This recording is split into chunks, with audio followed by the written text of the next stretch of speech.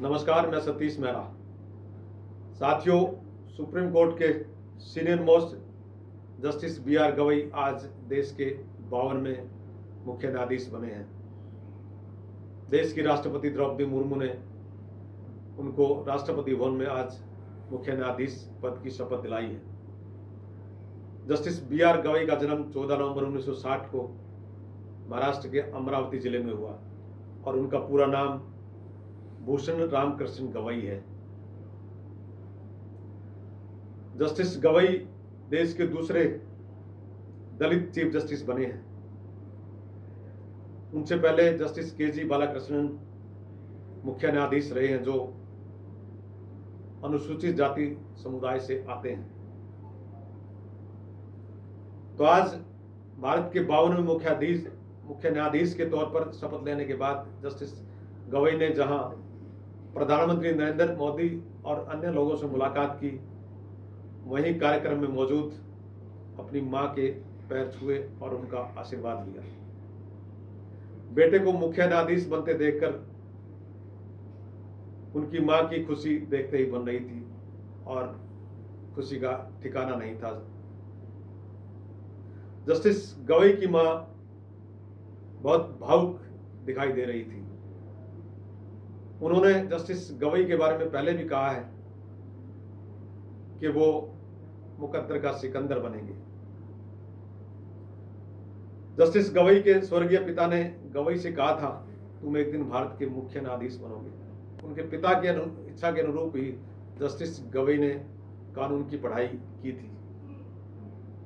साथियों, जस्टिस गवई का सर्वोच्च न्यायालय के मुख्य न्यायाधीश पद तक पहुंचने का यह सफर बहुत आसान नहीं रहा।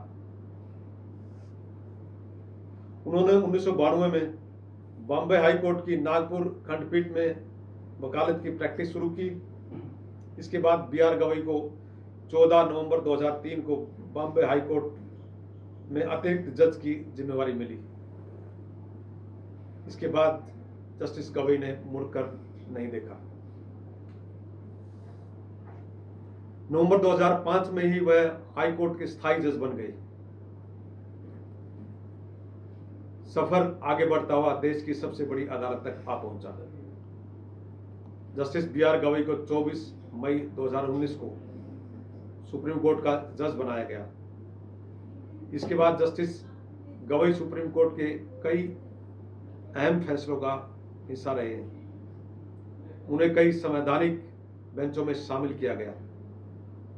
आर्टिकल 370 हटाए जाने के फैसले को चुनौती देने वाली याचिकाओं की सुनवाई करने के लिए गठित की गई 5 मेंबर वाली संवैधानिक बेंच ने सुनवाई की थी।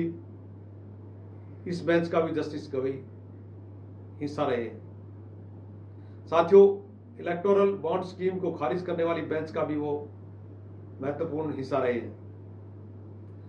यही नहीं, नोटबंदी के खिलाफ दायर अर्जियों पर सुनवाई करने वाली बेंच में भी जस्टिस गवई शामिल रहे हैं।